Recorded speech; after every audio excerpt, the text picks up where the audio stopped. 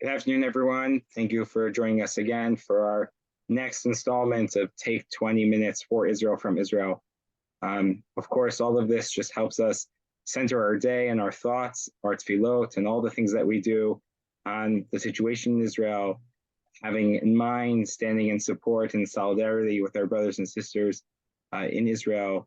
We're here joined today from Yerushalayim with Yaffa Eisenberg, who, as I described yesterday, is a mother and a grandmother, and really has been talking a lot and many other things, but talking about the home front and some of the challenges that this unprecedented time brings.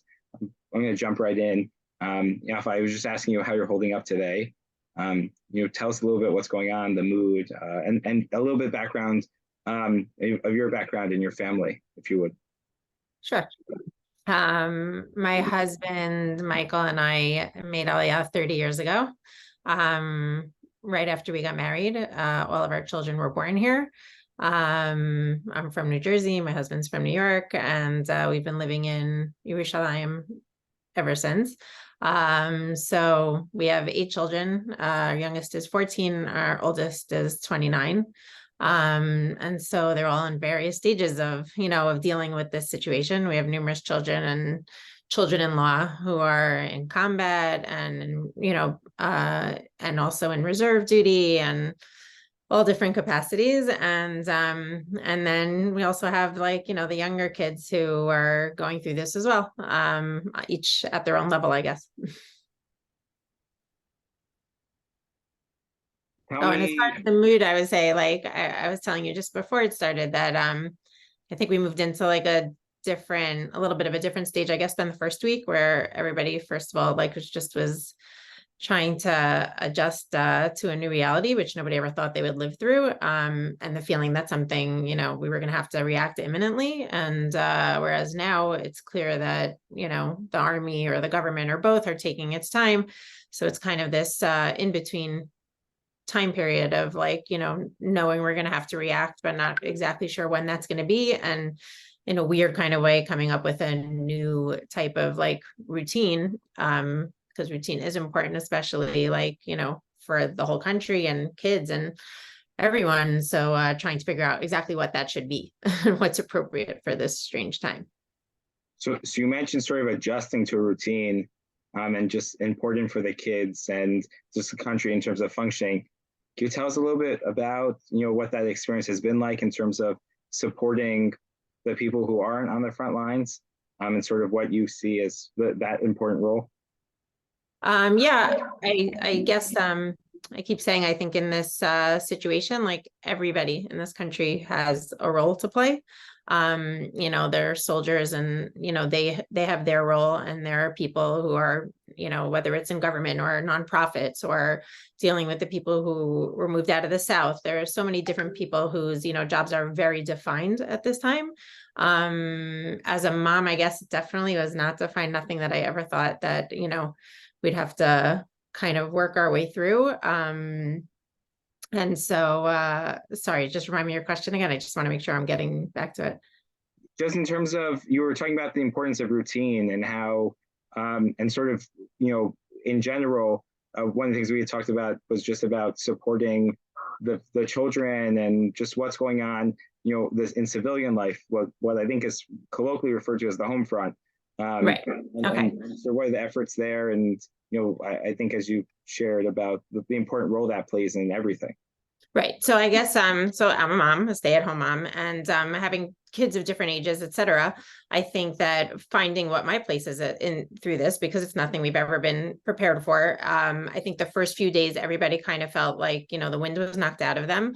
And honestly, I would wake up in the morning, it was hard to breathe. It was literally, first thing you do is check the news and, and see what's going on. And that obviously was terrifying and not happy. And so then you have to kind of get your bearings straight again, and then figure out how you're going to get through the day. And I guess, I learned through those few days what did work and what didn't work for me. And I guess I realized that,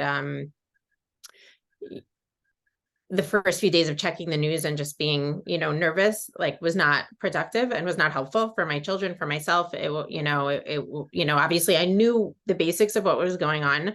And you knew also that if anything major was going on here, there are sirens there, everybody has alerts. I knew I would know, but to delve into the depths of all the terrible things that were going on were not helpful, to be strong for my kids and for my family and and especially for our soldier sons. You know what I'm saying? For us to be worrying about them and being stressed, etc. Like they have a hard enough job to do as it is. And I kept saying, if they're able to do it well and they're strong and they're smiling and they take pictures for us and send it, and you see that they're all managing to do what they're doing outdoors, in the fields all day, sleeping on gym floors at night, and and not eating homemade food, if they're able to do what they could do, then like, I have a job to do too, and that is to be strong at home, that they know they don't have to also worry about us, and and for my kids to be able to be as productive as possible. So I think that that's basically how I would describe finding, what my role was, having younger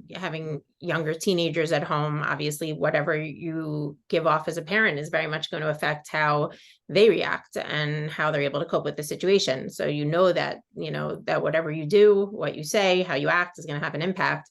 And so you want to make the right decision when you go through your day as to how you're going to present yourself. So I think that's the way I would describe it. It's incredible. Amidst all the darkness, we've heard a lot of stories of chesed, of people stepping up. Is there a moment that sticks out to you over the last now week, 2.5 weeks, that was sort of a ray of light? Yeah, there definitely are a lot of rays of light. There's always there are always good things to look at, to see. And so, yeah, there are the difficult times. My husband comes from a very large family here, and he actually has a cousin who was killed on the first day. But so that obviously is a point that stands out, and that, obviously we dealt with as a family, etc. But like one of the really beautiful points, for example, is a week ago today, I came home, I was running some errands or something, and I came home and there was a bouquet of flowers in my dining room with a card that just said, "Dear family." Let me see if I can remember. "Dear family, thank you for being a source of like love and support during these rough times. Love you all." Now, like, my daughter had moved in with her kids. We have a son and daughter-in-law who come over with their daughter. Like, it's, we're all trying to be there for each other. So honestly, like, I didn't know who it was from. So I asked on our family WhatsApp, guys, like, who sent the flowers? So nice. And it ended up being our son who sent the bouquet of flowers from his tank on the Gaza border. He, after a week of, cleaning his tank, getting it ready, doing all these different, all of the jobs that they have to do to get ready for what they're doing, and sleeping on gym floors at night, and, and thinking about all the scenarios of what could be over the next few weeks. Like he sent us flowers. I couldn't believe it. Like, it was so, it was just amazing, like that, and then you see like what these kids are made out of, and, and growing up in this country, and, and just having a sense of family and mission, and, and selflessness, to be able to not only be in the army, but then to think of doing something nice for the people at home.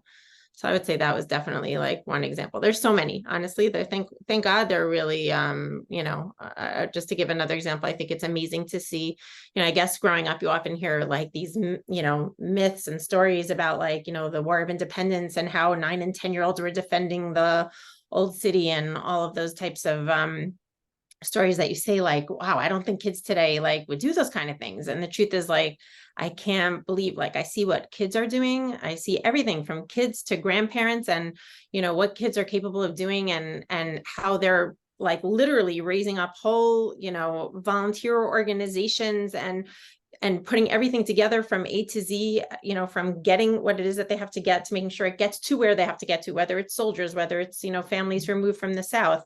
And it's just like, it's incredibly empowering to see, that not the feeling of, oh, I'm stuck in this situation, I'm just going to hide in a room until it's over, but also what kids are actually capable of doing in these types of situations. That's another example. So it's inspiring.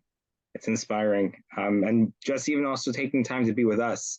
For those who are listening with us and listening on the recording, when we were planning this, you said you're willing to be available unless you have the opportunity to go visit one of your children on the Army base, and that obviously that would take priority. But just in terms of just what your schedule is like, we so appreciate your taking the time. We obviously are trying everything we can to do what we can to support Israel. What do you think we in North America, we in West Hartford, Connecticut, what do we need to know here? What should American Jews know from your vantage point? I think just to learn the same lesson I was just saying about, what I've learned from, from my own kids in general. It's been a big lesson as, as an Ola, somebody who's moved to Israel.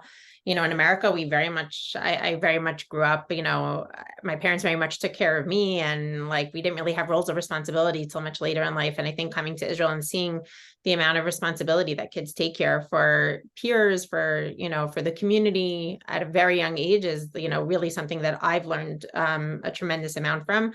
And I've been taking it through this experience as well. And I think that's what I've taken from it. And I think that's true, in America also, even though people aren't necessarily in the middle of, I'm not a soldier, I'm not out at the front lines, but, I see that it's possible, to look at these kids and to see just from phone calls and WhatsApps, and, who would have thought that Amazon would be supplying a lot of things that we need for war in the Middle East. And it's just like, but kids are, what they're organizing and who they're reaching out to. And that, one little phone call can, I'll give another cute example, like, because I think it is hard, meaning I think it's a real challenge to figure out what each person's, role is in this, and it's a big story that we're living through right now. So I think people want to be a part of, going through this with the rest of Am Yisrael.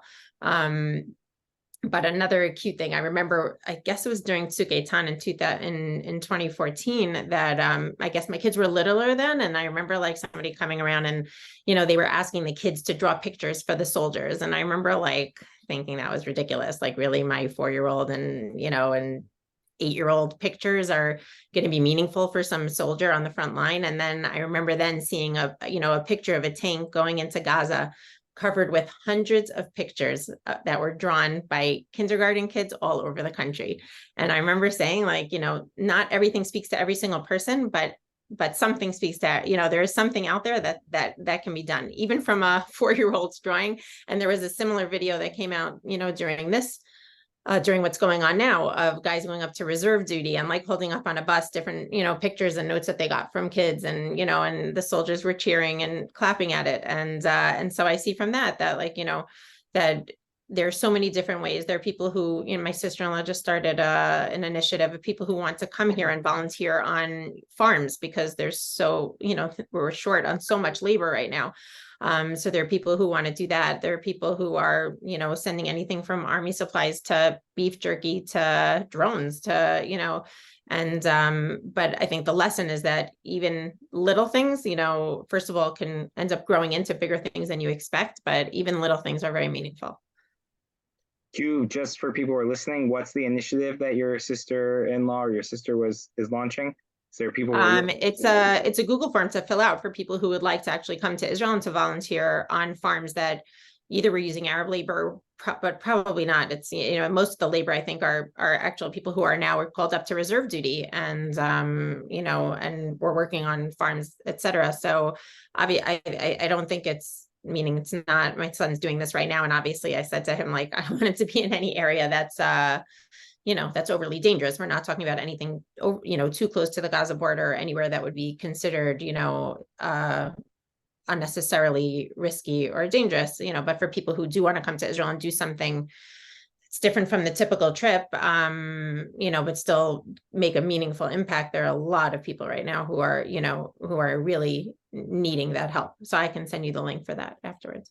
Sure. And we'll post it with this in the bottom so people can sign up, because I think definitely the feeling here, as you said so beautifully, is everyone feels like they need to have a part in the story. They need to contribute. They need to do what they can. And in some ways, being 6,000 miles away, it's a little hard to know what that is. And I think the feeling here, just to convey to you and to share, is whatever we can figure out to do. Yeah, People I mean, this initiative has started from my sister-in-law in LA, just to give an idea. Like me, she's not here, and I think she's experiencing exactly the same frustration of what can you do from there. But, especially with the world of the internet and how small the world is, there is actually a lot that can be done even from there. right. We're coming close to the end of our time. Anything else you want to leave us with? Any other stories or examples? They've been so rich, and while you might know a million of them, each one of these stories is really this isn't what the news covers. So we get a real insight to what's happening on the street, and it's so helpful and so appreciated. I really I don't have anything.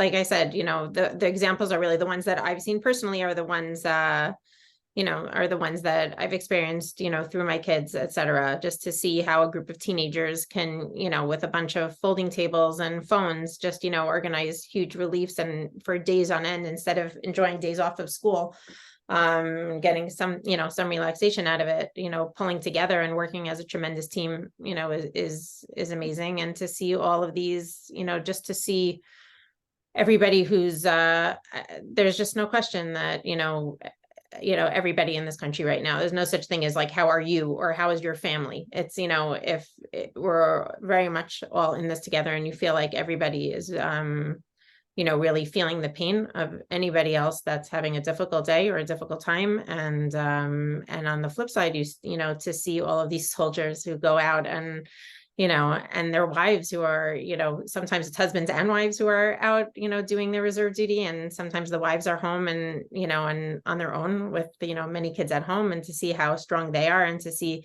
the husbands, go out and really just have like such an amazing attitude, even in such uncertainty, is quite amazing. Incredible. Be strong, be safe. We in West Hartford, our hearts, our souls, everything is connected to Israel. We're trying whatever we can to support, and just pass our love to your children, both the ones who are in the Army and those who are supporting those who are in the Army. And we continue to daven for them and for all of you. Thank you. For us. Thank you for having me.